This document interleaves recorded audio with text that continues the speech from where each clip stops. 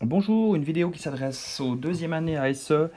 Le but ici, c'est de préparer le TIB. Donc je vais ici vous proposer une vidéo d'une quoi, peut-être 15 minutes, qui vous parle d'application, en fait, d'application de ce qu'on avait vu en début d'année sur les fonctions quadratiques. Et puis on va parler ici essentiellement de seuil de rentabilité. Alors je vous laisserai lire l'introduction, hein. Vous êtes ici en page 25 de votre polycopier. Mais en gros, qu'est-ce qu'on veut étudier? On veut analyser la situation où une entreprise veut fabriquer et produire et vendre certains objets qu'elle fabrique. Et puis le but pour elle, c'est de trouver un équilibre entre ce l'entreprise doit dépenser pour fabriquer son produit et les bénéfices qu'elle va en retirer en le vendant. Donc l'idée, c'est d'équilibrer le prix de vente, le nombre de pièces qu'on fabrique et ainsi de suite. Donc, je vous laisserai donc lire les quelques pages d'introduction. Moi, je vais directement dans l'exemple, hein, l'exemple donc de la page 25, et je vous propose effectivement d'étudier cette situation. Donc, c'est une entreprise qui s'appelle la compagnie Toast, qui fabrique des grippes. Voilà, son nom est bien choisi évidemment. Et puis, elle étudie un petit peu la situation. Donc, c'est un exemple. Hein. Donc, c'est un exemple. Ici, on a quoi? Une donnée. Donc, on la prend telle quelle. On ne cherche pas à comprendre d'où elle vient, mais on nous dit que une étude de marché lui a permis d'établir le fait que la demande en fonction du prix P, donc P désigne le prix du grille-pain, le prix de vente du grille-pain, est donnée par la fonction N de P et 10 200 moins 300P. Donc ici, si on étudie déjà cette fonction, donc c'est une fonction de P, une fonction affine, hein, qui nous dit que, si vous voulez, cette étude-là nous dit le nombre de pièces qu'elle va mettre en production. Donc imaginons, maintenant on va regarder la latitude du problème, le prix de vente, il sera situé entre 0 francs, si on veut bien pousser à l'extrême, jusqu'à une certaine limite supérieure. On comprend qu'il y a une tranche une tranche de prix qui va devoir être respectée par l'entreprise. Pourquoi? Si l'entreprise vend, entre guillemets, ses grippes à 0 francs, évidemment, elle va entièrement écouler son stock. Par contre, effectivement, son stock, elle va, avec cette vente à 0 francs, elle ne va pas pouvoir couvrir ses frais. Donc ça ne sera pas une idée rentable. Donner ce qu'on fabrique, évidemment, n'est pas une très bonne idée, c'est absolument pas rentable.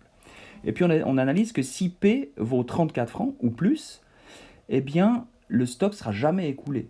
Pourquoi? Parce que le grille-pain sera trop cher. En effet, si vous regardez mathématiquement ce qui se passe, si vous remplacez P ici par la valeur de 34, eh bien, le nombre de grille-pains que vous allez produire, 10 200 moins 300 fois 34, ça fera 0. Donc ça ne vaut pas la peine de produire des grille-pains puisque, si vous voulez, ils ne vont pas être vendus, quoi, parce qu'ils seront trop chers. Donc, ce qu'on comprend ici, c'est que l'entreprise Toast va devoir fabriquer des grille-pains qu'elle va vendre, elle va devoir trouver un prix acceptable, un prix bien équilibré entre 0 francs et 34 francs. Sachant que si elle dépasse 34 francs, elle ne les vendra pas. Donc, je vous ai fait une illustration ici sur GeoGebra. Donc, voilà, c'est une lecture schématique, hein. Donc, vous avez un système d'axes. Donc je vais faire apparaître ce système d'axes comme d'habitude. Donc vous avez le système d'axes. Ici j'ai évidemment travaillé sur les échelles, hein. Donc en abscisse, sur l'axe horizontal, vous avez les valeurs de P. Et puis sur l'axe vertical, différentes fonctions qui vont apparaître en fonction de P. Donc ici, vous remarquez que j'ai fait un code couleur pour nous dire que P, ça se situe entre 0 et 34. En dehors de cet intervalle 0,34, eh bien, l'étude de marché, l'étude de la situation n'a plus de sens.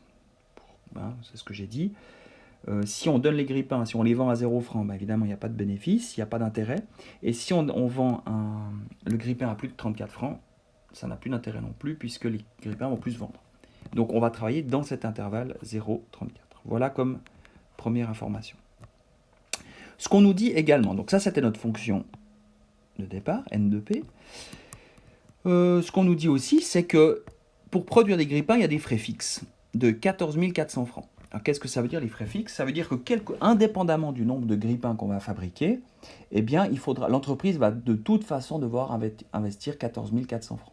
Ça peut être pour des réglages de machines, ça peut être de la logistique, ça peut être de créer des emplois, des postes, etc. Donc, de toute façon, qu'elle fabrique un grippin ou 2000 grippins, ou 50 000 grippins, l'entreprise va devoir investir 14 400 francs de frais fixes. Et puis, il y a des frais variables. Ces frais variables coûtent 8 francs par grippin qu'on produit. Donc, évidemment, plus on fabrique de grippins, plus il y aura des frais variables qui vont augmenter. Donc, le frais, voilà.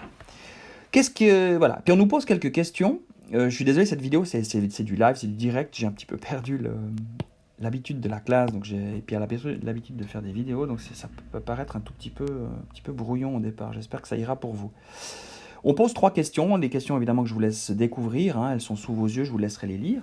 Et puis voilà, c'est des vraies questions économiques, des questions très concrètes, hein, auxquelles on va tenter de répondre.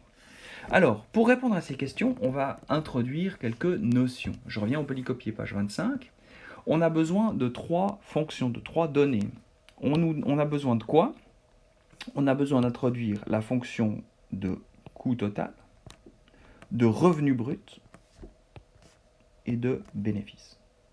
Alors, qu'est-ce que le coût total? On commence par cette première fonction. Le coût total de la production. Voilà, je reprends ça ici. Donc C de P1, C pour coût, en fonction du prix P. Ce sont, si on analyse la situation, les frais fixes. Ça coûte 14 400 francs de démarrer la production de grille-pain, plus, on l'a dit, 8 francs par grille-pain produit. Donc 8 francs fois le nombre de grille-pain qu'on produit.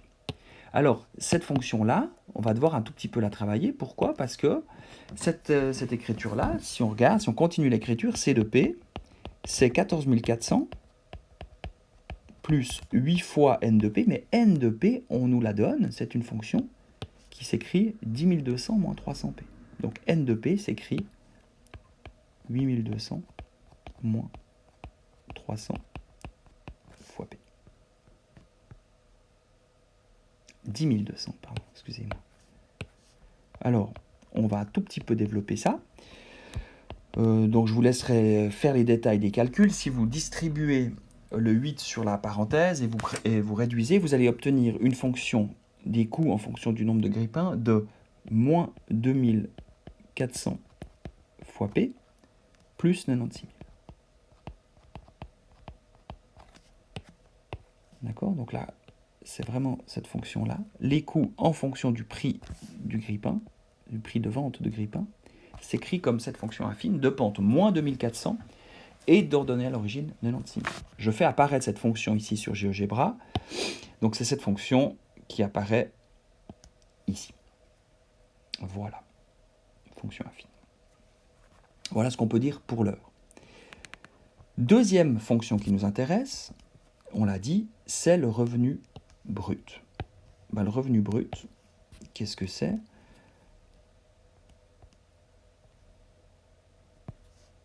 Eh bien, c'est le prix du grille-pain multiplié par le nombre de grille-pain qu'on produit, ni plus ni moins. Donc si je développe ça, le revenu brut, en fonction donc du prix du grille-pain, c'est P fois N de P, mais N de P, je réutilise ma fonction N de P, on a dit que c'était 10 200 moins 300P, fois 10 200 moins 300 fois P.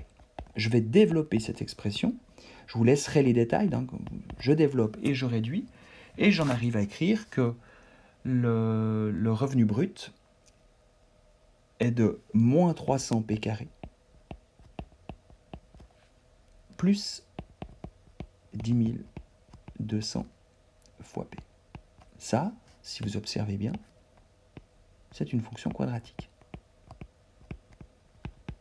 En P1, d'accord? Donc il y a du P carré et du P, elle est quadratique. Et puis si vous observez le coefficient de P carré, il est négatif, donc c'est une fonction qui est concave.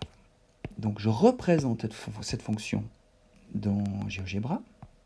Évidemment, j'ai préparé les choses à l'avance, et cette fonction, elle est là.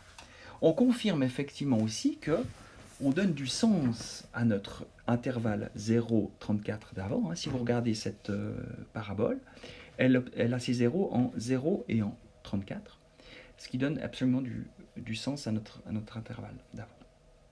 Voilà ce qu'on a pour l'instant. Comment est-ce qu'on définit la suite? Eh bien la suite, c'est la troisième fonction, c'est la fonction bénéfice. Donc ne pas confondre les revenus bruts et les bénéfices. Les revenus bruts, c'est ce que rapporte la vente, et les bénéfices, c'est ce que rapporte la vente, moins les frais qu'on a dû engager, moins les coûts de production.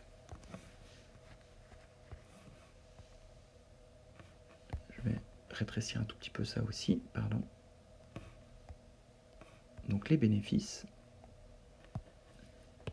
c'est la différence entre le revenu brut et les coûts.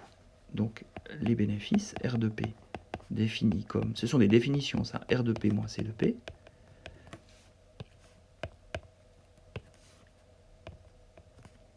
c'est donc moins 300 P carré moins 10 200 fois P, moins quoi? Les coûts, on connaît leurs expressions. L'expression, c'est ça les coûts. C'est cette expression-là. Donc on va aller chercher cette expression-là. Voilà. J'ai laissé, vous noterez ici algébriquement, j'ai laissé la parenthèse pour éviter de faire des fautes de calcul. Je vous laisse les détails. Hein. Vous allez réduire, vous allez développer ce calcul, puis réduire. Vous obtenez une expression, moins 300 P carré, plus 12 600 fois P, moins 96 000. Ça, c'est aussi une fonction quadratique. Ça, c'est aussi quadratique. Je vous montre cette fonction dans GeoGebra. Vous avez cette parabole. Bon, très bien. Donc là, on a des outils à disposition. Vous avez donc, je rappelle, devant vous, trois fonctions, trois graphes de fonctions. Vous avez la droite fonction affine qui représente les coûts en fonction du prix P de vente de chaque grippin. Vous avez la parabole bleue qui représente les revenus bruts en fonction du prix P de la vente, le prix de vente P de chaque grippin. Et vous avez en rouge la parabole qui vous indique les bénéfices de la vente de chaque grippe, en fonction du prix de chaque grippe. Voilà ce qu'on a. On peut maintenant, avec ces outils et ces courbes, répondre aux questions qui sont posées. Les questions qui sont posées, je vais donner deux réponses à chaque fois à ces questions, un aspect visuel, un aspect graphique, puis un aspect calculatoire. Si je regarde la question A, quel prix la compagnie devra-t-elle fixer pour ses grippins si elle veut réaliser un bénéfice maximal? Le bénéfice, je rappelle, qui se lit sur la courbe rouge. Excusez-moi, il faut que je la retrouve. Elle est là. On cherche le bénéfice maximal. On cherche donc le maximum de cette parabole rouge. Donc si je gomme finalement certains aspects, voilà, je cherche le sommet de cette parabole. Vous savez calculer le sommet de cette parabole. Le sommet, hein, donc c'est ce point. On cherche finalement à décrire ce point A. On cherche l'abscisse, donc la valeur de P qui correspond à ce point A. Graphiquement, je vous laisse observer ça sur la donnée, ici à gauche. Hein, le point A pour coordonnées 21 36 300. Qu'est-ce que ça veut dire? Ça veut dire que si P vaut 21, le bénéfice sera de 36 300. Donc graphiquement, on lit que le bénéfice sera maximal si P vaut 21. On veut confirmer ça par le calcul. Calculatoirement, comment est-ce qu'on fait ça? Donc question A, je vais la mettre en évidence ici. Et je vais répondre de deux manières différentes. Je vais décrire. Voilà. Donc, graphiquement, qu'est-ce qu'on a? On observe sur le graphe que si P égale 21, alors le bénéfice est maximal.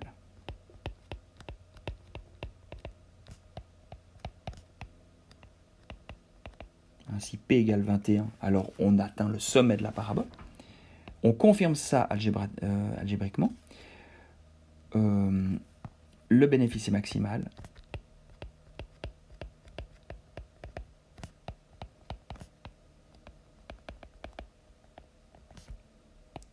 Si P correspond au sommet de la parabole.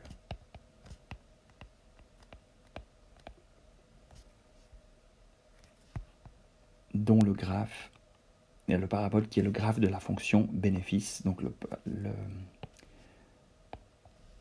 le sommet de cette parabole. De la parabole y égale ça. Bon, je rappelle que trouver le sommet de la parabole, ça correspond au point P. Je vous rappelle le, entre guillemets, moins B sur 2A. On fait moins B sur 2A, donc on fait moins 12 600 divisé par 2 fois A, 2 fois moins 300. Ok. Et effectivement, si vous faites ce calcul, vous allez trouver 21. Voilà comment on peut trouver le bénéfice maximal. Donc si on donne une phrase de réponse, si le prix de vente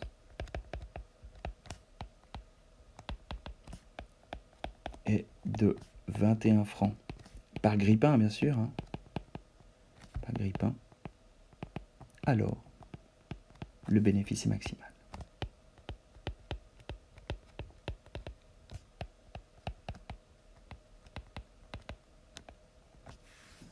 Voilà pour une première réponse à une première question. Question B. Quel prix la compagnie devra-t-elle fixer pour ses grille-pains si elle veut réaliser un bénéfice de 36 000 francs exactement? On veut regarder ça. On va prendre cette question.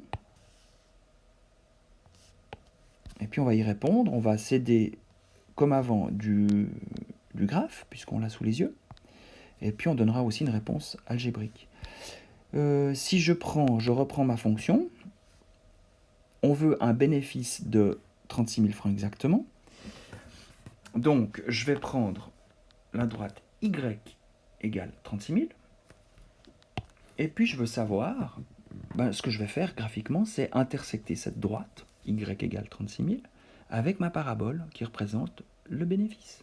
Donc si je prends l'intersection, j'obtiens 2 points que j'ai appelés D et E ici.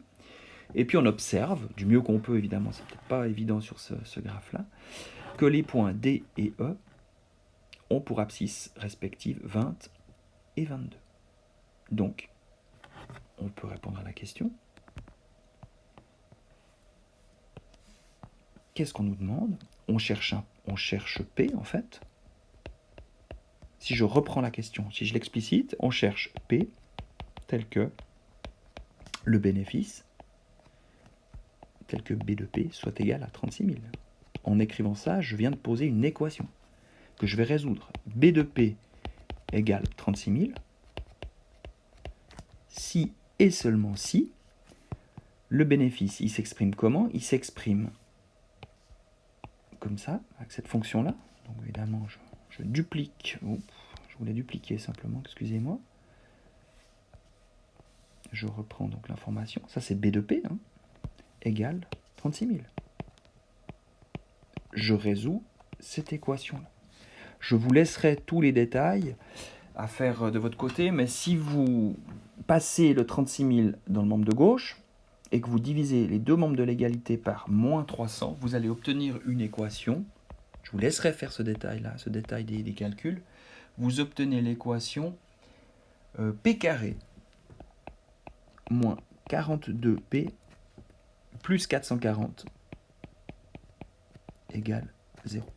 Donc, demander le prix pour que le bénéfice soit de 36 000 revient à trouver la valeur de P qui vérifie cette équation. Vous savez résoudre cette équation évidemment. Soit vous utilisez le fameux discriminant delta que vous maîtrisez bien, soit vous trouvez deux nombres tels que le produit fait 440 et la somme fait moins 42. Ces deux nombres, on les trouve, ce sont moins 20 et moins 22. Donc on peut factoriser ça en P-20 fois P-22. Donc l'équation s'écrit P-20 fois P-22 égale à 0, ce qui veut dire que P vaut 20 ou P vaut 22. On confirme donc ce qu'on avait pu observer, plus ou moins bien observé graphiquement. On peut donc écrire une phrase de réponse. Le bénéfice est de 36 000 francs si le prix de vente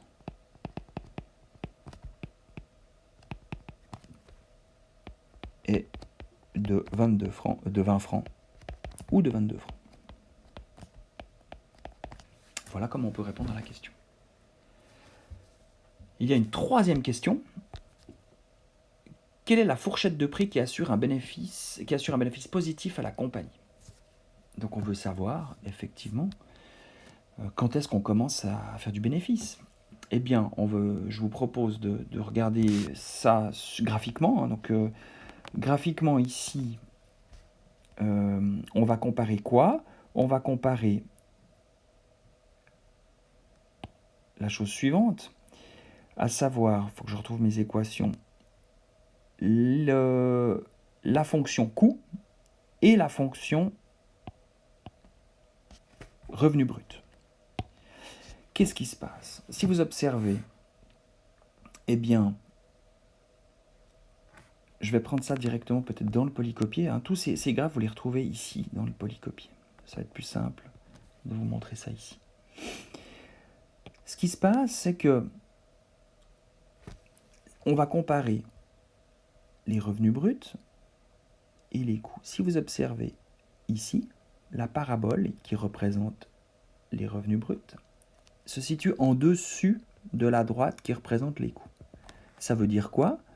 Que pour certaines valeurs, je vais faire quelque chose d'un peu brutal ici, un peu brut, pour les valeurs qui sont dans cet intervalle bleu ici, pour les prix qui sont situés dans cet intervalle-là, ben, ce que je suis en train de vous dire, c'est que les revenus sont plus élevés que les coûts.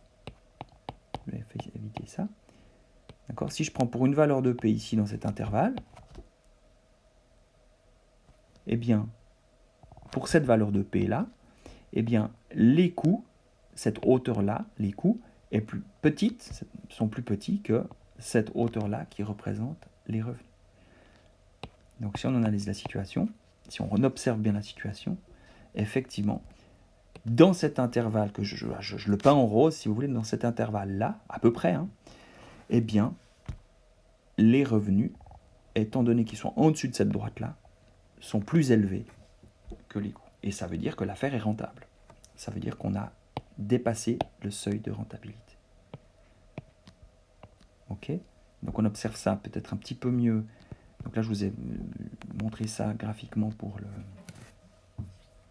sur le dessin parce que je pouvais dessiner dessus. Ici, si on observe, voilà, je vous ai dessiné ces deux droites-là. Dans l'intervalle 10, 32, hein, si on lit ici, vous avez en abscisse 10, c'est la droite x égale 10 et la droite x égale 32. Et bien, dans cet intervalle 10, 32, vous avez les revenus bruts qui sont plus élevés que les coûts. Ça veut dire que l'affaire est rentable. Et donc, on peut répondre comme ça.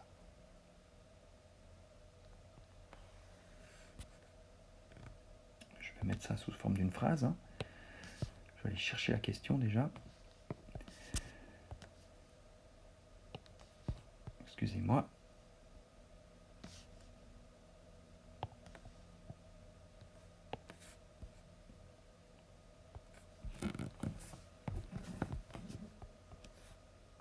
Voilà. Donc là, c'est essentiellement une réponse graphique, hein. Essentiellement, c'est ça. On pourrait détailler un petit peu, mais allons-y comme ça déjà. On observe graphiquement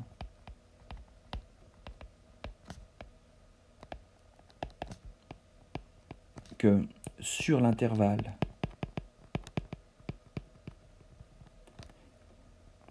10, 32, donc si le prix P est compris entre 10 francs et 32 francs, alors on observe que la fonction revenu brut est plus élevée que la fonction coût.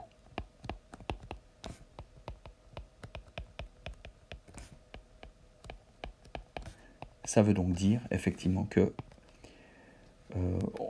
l'entreprise fait du bénéfice. Voilà. Fait du bénéfice.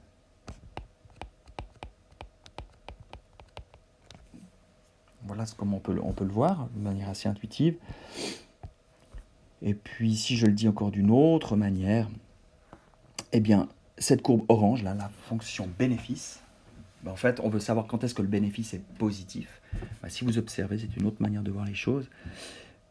Sur l'intervalle ici, hein, donc sur cet intervalle 10, 32 en effet, la courbe bénéfice, elle est en dessus de l'axe OX, ce qui veut dire effectivement que le bénéfice est positif. À l'extérieur de cet intervalle, donc sur l'intervalle ici à droite et ici à gauche, donc avant 10 et après 32, eh bien la courbe, elle serait ici dessous négative, donc le bénéfice serait négatif. Donc un bénéfice négatif, ça veut dire qu'il y a des pertes. Voilà un peu comment on peut voir les choses. Voilà pour cette vidéo, un petit peu longue sans doute, très expérimentale sans doute. Moi, ce que je vous demande, c'est effectivement de la visionner 1 ou 2 fois. Ce que je vous demande, c'est de préparer quelques questions. Et voilà, donc je vous remercie et je vous dis à très bientôt.